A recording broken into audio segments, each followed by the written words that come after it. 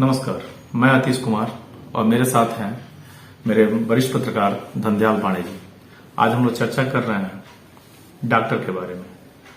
तो मैं आपसे जानना चाहूंगा कि डॉक्टर का डिफिनेशन और डॉक्टर का परिचय आप अपने सेंस से कैसे देना चाहेंगे? देखिए, जहां तक मेरा मानना है जी, कलयुग के भगवान है, दूसरे भगवान है डॉक्टर, इसलिए कि हमारे जीवन और मरण जी, तो वाकई में भगवान के हाथ में होता है।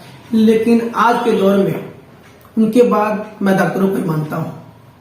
और ऐसा जरूरी है कि कुछ डॉक्टर जो है रजिस्ट्रेशन जिनका हुआ है और कुछ लोग अवैध रूप से काम कर रहे हैं, लेकिन गांव और देहातों में वही डॉक्टर सक्सेस है जो मुझे 50 रुपये में दवाई देकर मेरे बुखार ठीक कर दे। सही है।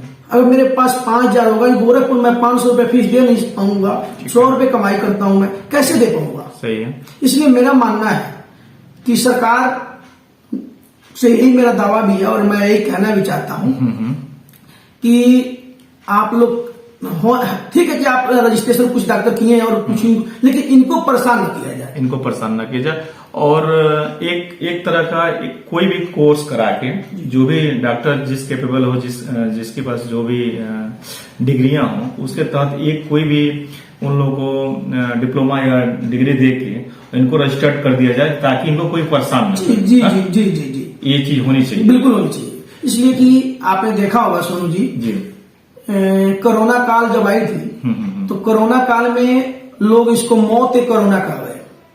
हाँ, वाकई में मौत थी, दिल दहला देने वाली घटनाएं थी। मेरे घर में या मेरे पड़ोस में या आपके घर में किसी घर में भी लाश पड़ी थी, लेकिन कोई छूने को तैयार नहीं था। सही है। कि मुझे लग जाएगा। और लोग दिल्ली बंबई इलाज कराने जो गए लोग, बड़े बड़े रजिस्टर जो डॉक्टर थे वो छुए नहीं और वो बेचारे मर गए। सही है, मर गए। और हमारे झोला छाप डॉक्टरों ने हमें बचाया और दवाई के की, इसलिए एक परिवार के सदस्य जैसा। वो लोग कभी भेदभाव, अगर भेदभाव गांव में माने होते तो आज बीमारियां गांव तक पहुंच गई होती और लोग मर गए होते। बहुत सारे लोग मरे होते, बहुत लोग। मैं अपना अनुभव आपको बताता हूं कि मैं देखा था कि रात रात में डॉक्टर जगह रहते थे कोरोना में। जी बिल्कुल।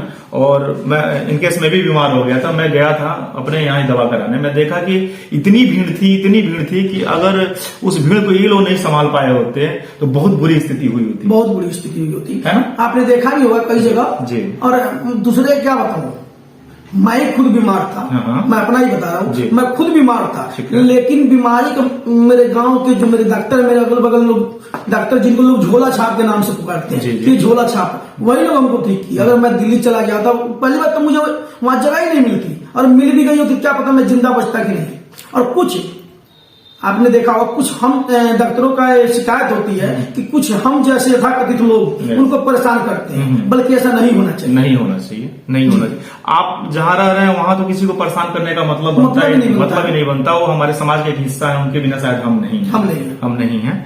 तो आप और हम आज इसी चर्चा पर बैठे थे कि इनको जो भी डॉक्टर हैं, जो जिनके पास रजिस्ट्रेशन नहीं है या कोई डिग्री डिप्लोमा नहीं है, गवर्नमेंट एक कोई ऐसा कोई व्यवस्था करे जिसके तहत सबको ट्रेंड किया जाए और ट्रेंड करके इनको एक अस्थायी मान्यता दे दी जाए, जिससे कुछ जो आप अभी कहे हैं कि कुछ यथाकथित लोग जो उनको परेशान करते हैं वो परेशान न करें और निश्चिंत होके ये लोग भी प्रैक्टिस करें। तो सर आपने देखा होगा कई बार केस बिगड़ जाता है तो लोग डॉक्टरों को मारते हैं, गाली देते हैं, उन पर जुर्माना लगाते हैं। अरे भाई, जिसको मरना है वो तो यहाँ भी मरेगा और वहां भी मरेगा। लोग मरते ही हैं, बड़े हॉस्पिटल में लोग मरते हैं। उन पे कोई मान लीजिए जो रजिस्ट्रेशन है, उनके रजिस्टर्ड है, उनके पास कोई मरता है तो कोई उनसे पूछने नहीं जाएगा। सही है। और ये बेचारे कौन चाहता है कि मैं अपने पेशेंट को मारूं जी? कोई नहीं चाहता। लेकिन बस अपनी सोच की ओपिनियन है, कोई किसी की सोच कुछ और है, किसी। हाँ, ये जरूरी नहीं है कि मैं किसी की सोच बदल नहीं सकता, लेकिन लोगों तरफ से मैं निवेदन जरूर कर सकता हूँ कि इन झोला छाप डॉक्टरों को आप इतना नीचे मत गिराइए, इतना परेशान मत कीजिए कि आपकी और हमारे दुख सुख में काम न आए। जी। धन्यवाद आपसे बात करके। और मैं और हम चाहेंगे कि सरकार इनके प्रति एक सोच बनाए, जी बिल्कुल, और एक व्यवस्था दे जिसके तहत ये सारे लोग बिना डरे और अपने क्षेत्र में काम करें और प्रैक्टिस करें। जी, बहुत बहुत धन्यवाद।